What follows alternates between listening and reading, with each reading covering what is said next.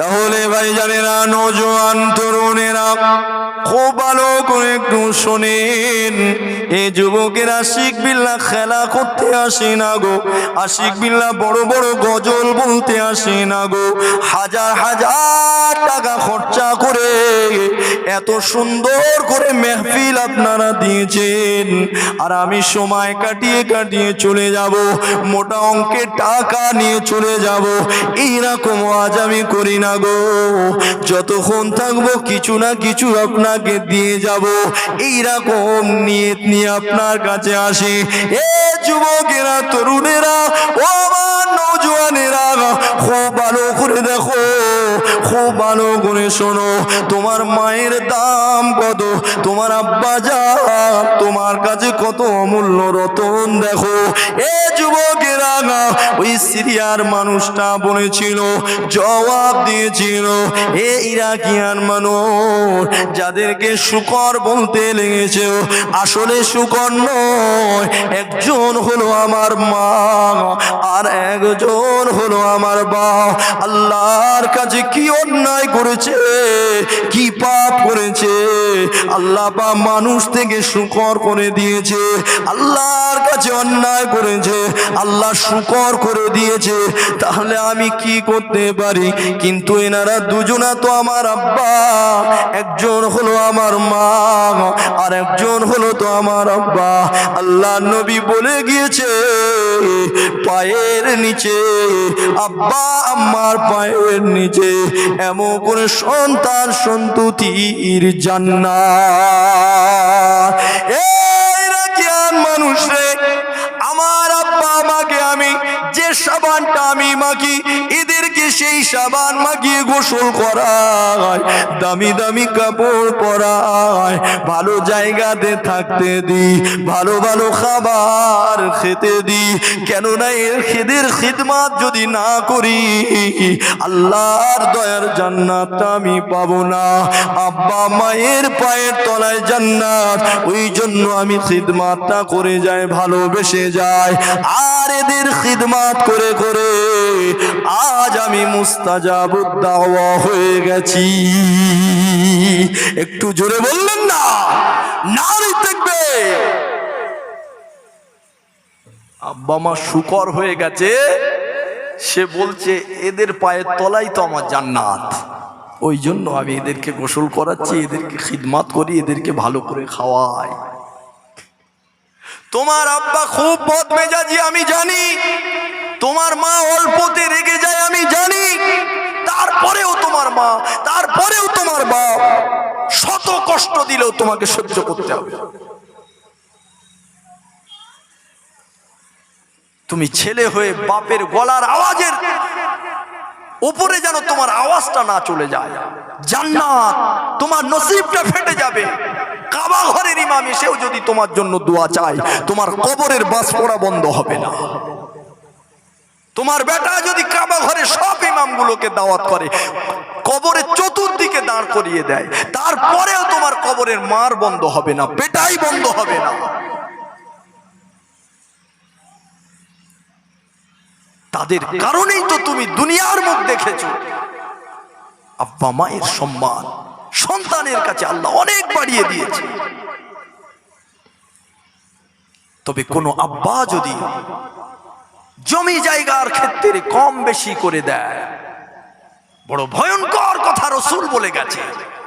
ছেলে হয়ে তো বাপকে কিছু বলতে পারবে না, ইসলামে অধিকার দেয়নি। ছেলে বাপের হয়ে, ছেলে বাপের বিরুদ্ধে চারণ করে গিয়ে কেস করবে, বাপকে কারাগারে ভরে দেবে, এ তো চলবে না। ছেলে বাপের কাছে খারাপ গালিগালাজ করবে, গলার জোরে আওয়াজ করবে, এ তার জান্নাত নষ্ট হয়ে যাবে, সে জান্নাতে যেতে পারবে না। তবে রাসূল সেই বাপের বিরুদ্ধে একটা কথা জানিয়ে গেছে, এ দুনিয়ার মানুষ শুনে রেখে দাও, বেঁচে থেকে জাহান্নামীকে যদি দেখতে চাও, ওই যে বাপটা কম বেশি করেছে জমিতে, ও জাহান্নামী, জেনে রেখে দাও, তোমরা দেখবে ওই মানুষটা জাহান্নামী। আরে আল্লাহর বিচার আছে তো। তুমি কেন ছেলে হয়ে বাপের বিরুদ্ধে চারণ করতে যাচ্ছ? দুনিয়াতে তোমাকে শত লস করিয়ে দিক, তাও তোমার বাপ। জান্নাত যদি তোমার উদ্দেশ্য হয়, জান্নাত যদি তোমার গন্তব্যস্থল হয়, তোমাকে শত কষ্ট বুকে চেপে রাখতে হবে, হাসি মুখে আব্বা মাকে খিদমাত করে যেতে হবে। জোরে বল সুবহান। হযরতে আবু বকর হুজুর করেছিল এটা। হযরতে আবু বকর হুজুরের আব্বা নবীকে গালি দিতে লেগেছে, নবীকে গালি দিতে লেগেছে। আবু বকর হুজুর গিয়ে টেনে এক চাপড় মেরেছে, আব্বাকে চড় মেরেছে। আমার নবীর দরবারে খবর পৌঁছেছে, হুজুর আবু বকর তার আব্বাকে মেরেছে। আল্লাহর নবী সঙ্গে সঙ্গে আবু বকরকে ডাকতে পাঠিয়েছে। নবী তো প্রথমে বিশ্বাস করতে চায়নি, আমার আবু বকর এটা করতে পারে না, আমার আবু বকর এটা করতে পারে না। তখন নবী ডাক করালেন, যাও আমার আবু বকরকে ডেকে আনো। সাহাবা গিয়ে বললেন, নবী তোমাকে ডেকেছে, চলো মদিনার নববী, এমন করে বিশ্ব নবীর কাছে চলো। হযরতে আবু বকর হুজুর আল্লাহর নবীর কাছে আসলেন। আমার নবী পাককে সালাম দিলেন, আল্লাহর নবী সালামের জবাব দিলেন। এ যুবকেরা, আমার নবী ওই সময় বলেছিল, বাবা আবু বকর, ও বাবা আবু বকর, কি শুনছি বাবা তোমার নামে, আমি শুনছি তোমার নামে, তুমি নাকি তোমার আব্বা জানকে তুমি চড় মেরেছো। হযরতে আবু বকর হুজুর জবাব দিয়েছিল, ইয়া রাসূলুল্লাহ হাবিবাল্লাহ, হুজুর আপনি যেটা শুনেছেন হুজুর ওটা সঠিক শুনেছেন। আমি আবু বকর এখন যেটা বলবো হুজুর এটাও সত্য বলবো। যে সময় আব্বা জানকে চড় মেরেছিলাম হুজুর আবু বকরের হাতে যদি ওই সময় তরোয়াল থাকতো, চড়ের জায়গায় আব্বার গর্দান আলাদা হয়ে যেত। আল্লাহর নবী আশ্চর্য হয়ে গেল, আল্লাহর নবী অবাক হয়ে গেল। ও বাবা আবু বকর, এমন কথা কেন বলো, কি করেছে আব্বা জান? ওই সময় আবু বকর বলেছিল, ইয়া রাসূলুল্লাহ হাবিবাল্লাহ, আমার আব্বা জান যদি জায়গা জমি সব নিয়ে নিত, জায়গা জমি যদি অন্যকে দান করে দিত, আমাকে যদি নিঃস্ব করে দিত, দুনিয়া ঘর বাড়ি যদি আমাকে কিছুই না দিত, হুজুর আবু বকর একটু রেগে যেত না, আবু বকর কষ্ট পেত না। কিন্তু ইয়া রাসূলুল্লাহ হাবিবাল্লাহ, আমার আব্বা যে কাজটা করেছে, আমার আব্বা আমার কলিজায় আঘাত করেছে, আমার আব্বা আমার নয়নের মণিকে গালি দিয়েছে, আমার ঈমানকে গালি দিয়েছে, হুজুর আপনাকে গালি দিয়েছে, আমি আবু বকর সহ্য করতে পারিনি। হুজুর আমার হাতে যদি তরোয়াল থাকতো, ওই আব্বাকে দ্বিখণ্ডিত করে দিতাম। এ নওজোয়ান তরুণেরা, তোমার আব্বা মা যদি আল্লাহর বিরুদ্ধে চারণ করে, নবীর বিরুদ্ধে চারণ করে, আল্লাহর হুকুম পালন করতে তোমাকে যদি বাধা সৃষ্টি করে, আল্লাহর ইবাদত যদি তোমাকে না করতে দেয়, তখন ইসলাম বলছে ওই আব্বা মায়ের সঙ্গে তখনও বেয়াদবি করা যাবে না। তবে হ্যাঁ, তাদের থেকে তুমি দূরে সরে যাও, সম্মান বজায় রাখো, দুর্ব্যবহার কোনো মতেই চলবে না। কি বুঝলে? আমি তো ওই জন্য আগেই বললাম, তোমার আব্বা বদমেজাজি, সব থেকে খারাপ মানুষ গ্রামের, তারপরেও তোমার বাপ। বক্তব্য শুনতে বুঝতে অসুবিধা হচ্ছে ভাই? অসুবিধা হয় না তো? এ নওজোয়ান তরুণেরা, আয় আমার আব্বা জানেরা, ছেলেরা, যুবকেরা, ওই সিরিয়ার মানুষটা যখন বললেন এনারা দুজন আমার আব্বা জান, একজন আব্বা জান আর একজন আমার আম্মা জান, তখন এই ইরাকের মানুষটা বলতে লাগলো, ও সিরিয়ার ভাই, আল্লাহ তো আপনাকে মুস্তাজাবুদ দাওয়া বানিয়ে দিয়েছে, কেন আপনি দোয়া চাইছেন না? আল্লাহর কাছে তো দোয়া চেয়ে না নিতে পারে, বলেন, আল্লাহর কাছে তো বলতে পারেন আল্লাহ আমার আব্বা আমাকে আবার মানুষ করে দেন, আল্লাহ আমার আব্বা আমাকে শুকর থেকে পরিবর্তন করে মানুষ করে দেন। এই কথা যে বলেছে সিরিয়ার মানুষটা বলতে লাগলো, না না, আল্লাহ দোয়া কবুল করে নেয় বলে এমন কিছু দোয়া চাওয়া যাইবে না, যে দোয়াটা করা যায় না চাইবারও সীমা আছে, চাইবারও সীমা আছে। লা তাবদীল লিখালকিল্লাহ, আল্লাহ সৃষ্টির পরিবর্তনে দোয়া করা যায় না। আমার আব্বা মা অন্যায় করেছে, আমার আব্বা আমাকে আল্লাহ শুকর বানিয়ে দিয়েছে, আল্লাহর ভালো মনে হয়েছে আল্লাহ শুকর করে দিয়েছে।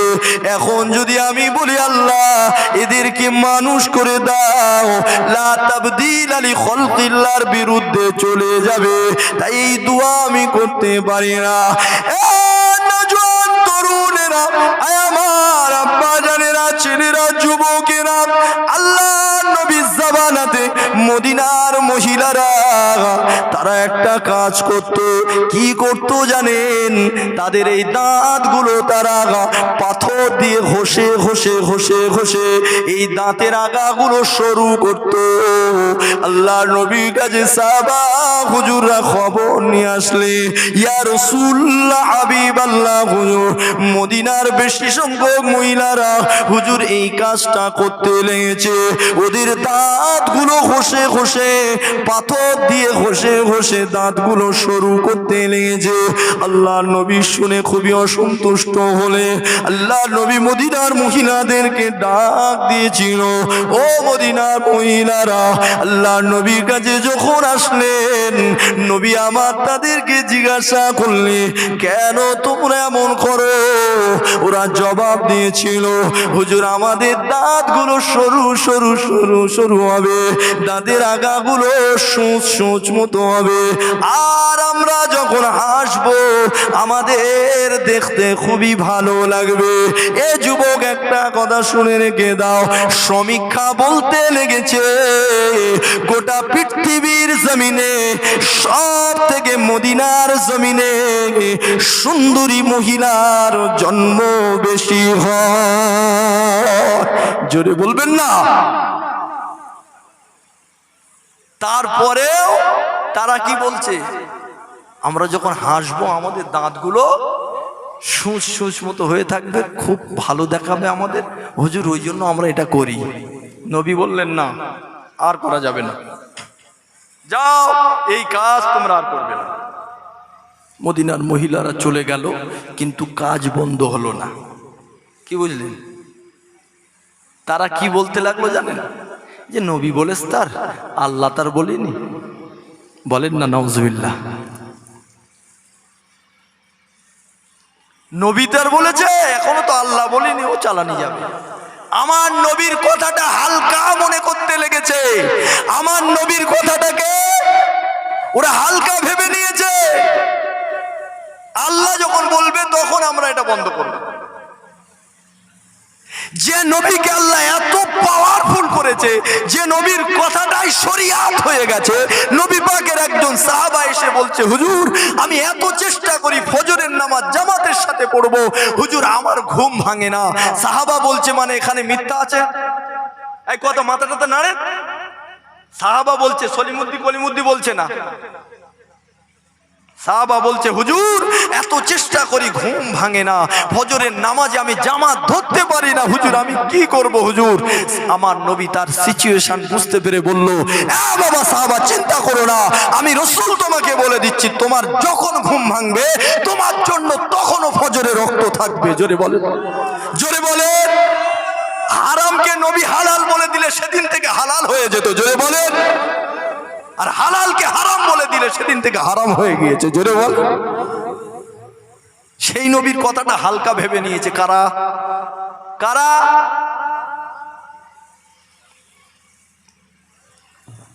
আল্লাহর নবীর কাছে খবর এসেছে, হুজুর তারা তো এখনো চালাচ্ছে, তারা তো এখনো বন্ধ করেনি। এই কথা যেই নবী শুনলেন, আমার নবী খুবই ভেঙে পড়লেন, খুবই ভেঙে পড়লেন, খুবই দুঃখিত হলেন। কেন বলেন তো? আমি আশিক বিল্লাহ এখানে 2 ঘন্টা 3 ঘন্টা ওয়াজ করব, আমার কথা আপনি নিতেও পারেন নাও পারেন। আমার পরে ফুরফুরা শরীফের হুজুর আছে, জি ভাইজান হুজুর আছে, তানার কথা নেবেন। পৃথিবীতে হাজার হাজার আলেম ওলামা আছে, তাদের বক্তব্য শুনবেন, তাদের কথা নেবেন, কিছু যায় আসে না। কিন্তু নবীর কথা যদি ছেড়ে দেন, এখানে বিপদ আছে না নাই? হ্যাঁ, নবী খুব ভেঙে পড়লেন যখন শুনলেন যে হুজুর আপনার মানা বারণ তারা শুনেনি। আল্লাহ নবীর মনটা খুব খারাপ হয়ে গেছে। আর নবীর চিন্তা যুক্ত সময়টা আমার আল্লাহ বলে আমি বরদাস্ত করতে পারি না। জোরে বলেন সুবহানাল্লাহ। সেই দিন আমার আল্লাহ এমন একটা আয়াত পাঠিয়ে দিয়েছিল, কিয়ামত পর্যন্ত তামাম বান্দা বান্দীদের এইরকম ধরনের কথা বলা আল্লাহ বন্ধ করে দিয়েছে। কিয়ামত পর্যন্ত আমার নবীর কথাটা আর যেন কোনো মায়ের লাল, কোনো মায়ের মেয়ে যেন এমন করে হালকা করে না দিতে পারে। সেদিন আমার আল্লাহ আয়াত পাঠিয়েছিল, মা তাকুমুর রাসূল ফাখুযুহু ওয়া মা নাহাকুম আনহু ফান্তাহু ওয়াত্তাকুল্লাহ।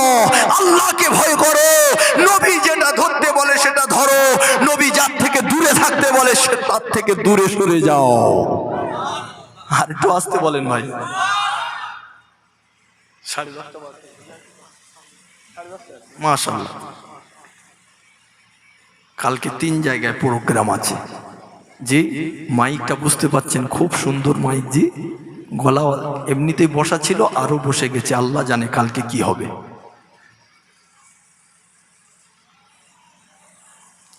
আল্লাহ বললেন হাবিব যেটা বলবে সেটা তোমরা ধরবে, যেটা ছাড়তে বলবে সেটা তোমরা ছেড়ে দেবে। কিয়ামত পর্যন্ত আমার নবীর কথাটাকে আর কেউ হালকা ভেবে নিতে পারবে?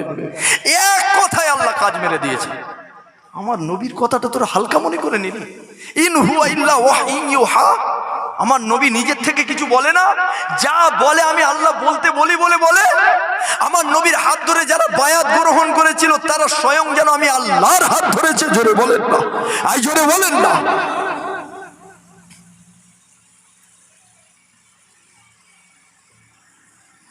আসেন আমার আব্বা জানেরা, ছেলেরা, যুবকেরা শুনে রাখেন, ভালো করে যদি দেখা যায় এ যুবক শরিয়াত দৃষ্টান্তে কোরআন হাদিসের আলোকে যদি বলা যায়, আমরা অনেকেই এখানে আছি এখনো মানুষের কাতারে আসতে পারিনি। বলে হুজুর তাহলে আমরা কি? আমরা মানুষ না তা কি? মানুষের মতো দেখতে। কথা বুঝতে পারছেন? মানুষের মতো দেখতে। মানুষের 2টো চোখ থাকে, আপনার 2টো আছে। মানুষের 2টো হাত থাকে, আপনার 2টো হাত আছে। মানুষের 2টো পা থাকে, আপনার 2টো পা আছে। মানুষের মতো দেখতে প্রাণী। এটা আশিক বিল্লাহর বাপের কথা নয়, আশিক বিল্লাহর বাবার অর্থাৎ দাদুর কোনো বইতে লেখা নয়। কার কথা বলছি আমি? এ নজওয়ান তরুণেরা, আমার আব্বা জানেরা, ছেলেরা, যুবকেরা, মানুষ তো একজন, তিনি হলেন নবী মুহাম্মাদুর রাসূলুল্লাহ সাল্লাল্লাহু আলাইহি ওয়াসাল্লাম। আর গোটা পৃথিবীর মানুষের মতো দেখতে, এরা মানুষের মতো প্রাণী। এ যুবকেরা, এদেরকে মানুষ বানানোর দরকার ছিল। ওই জন্য আল্লাহ মানুষের নমুনা পাঠিয়েছে, মানুষের একটা স্যাম্পল পিস পাঠিয়েছে। তুমিও যদি মানুষ হতে চাও, ওই স্যাম্পল পিসকে লক্ষ্য করতে হবে, মানুষের নমুনাটাকে খেয়াল করতে হবে। সেই মানুষের নমুনা, তিনি কিভাবে খেটেছে, তিনি কিভাবে খেয়েছে, তার পরনের কাপড়টা কেমন ছিল, তার শোবার স্টাইলটা কেমন ছিল। এ যুবকেরা, তিনি যখন হাঁটতো তিনি কেমন করে হাঁটতো? বলে হুজুর হাঁটনিটাও নবীর মতো নিতে হবে। এ যুবক, যদি তুমি মুহাম্মাদুর রাসূলুল্লাহর গোলাম হয়ে থাকো, তোমার কদমটা সেই নবীর স্টাইলে ফেলতে হবে। এ নওজোয়ান তরুণেরা, এ নবী পাকে প্রেমিকেরা, আল্লাহ নবী সাহাবারা সেটাই করেছে। নবী যখন যেভাবে যেমন ভাবে বলেছে তেমন করেছে, নবীকে যেমন করতে দেখেছে তারাও তাই করেছে। আহারে মদিনার জমিন থেকে 1,20,000 কিছু কম বেশি সাহাবাকে নিয়ে আমার রাসূলুল্লাহ আল্লাহ পাকের কাবা বাইতুল্লাহ তওয়াফ করতে যাচ্ছে। এ যুবকেরা, যখনই মদিনার রাস্তা শেষ হলো, মদিনার বর্ডারটা শেষ হয়ে গেল, এইবারে মক্কার বর্ডার শুরু হয়ে যাবে। এমন সময় দেখতে পাওয়া গেল আল্লাহর নবীর চলনটা অটোমেটিক পাল্টে গেল। কিতাবের ভিতরে পাওয়া যায় আমার রাসূলুল্লাহ সেদিন কেমন চলতে লেগেছিল। নবী আমার পালোয়ানের মতো চলতে লেগেছিল, কাফনের কাপড়টা গায়ে। এ যুবক, এইবারে নবী আমার পালোয়ানের মতো চলছে, আল্লাহ নবী কুস্তিম্যানের মতো চলতে লেগেছে। সাহাবা হুজুররা অবাক হয়ে গেল, নবী এতক্ষণ কেমন চলছিল, এইবারে আবার কেমন চলতে লেগেছে। তো অত বোঝার দরকার নাই, নবী যেমন চলে চলো আমরাও সেইভাবে চলতে লাগি। এ নওজোয়ান তরুণেরা, নবী পালোয়ানের মতো চলে। 1,20,000 কম বেশি কিছু সাহাবা তারাও নবীর মতো চলতে লেগেছে, নবীর মতো চলতে লেগেছে। সেই দিন আল্লাহ নবীকে বলেছিল, হাবিব আজকে চলনের স্টাইলটা তুমি যেমন দিয়েছো, তোমার সাহাবারাও সেইভাবে চলতে লেগেছে। এ আমার হাবিব রে, আমি আল্লাহর এত পছন্দ হয়ে গেল, কিয়ামত পর্যন্ত আমি আল্লাহ হজের আরকান করে দিলাম।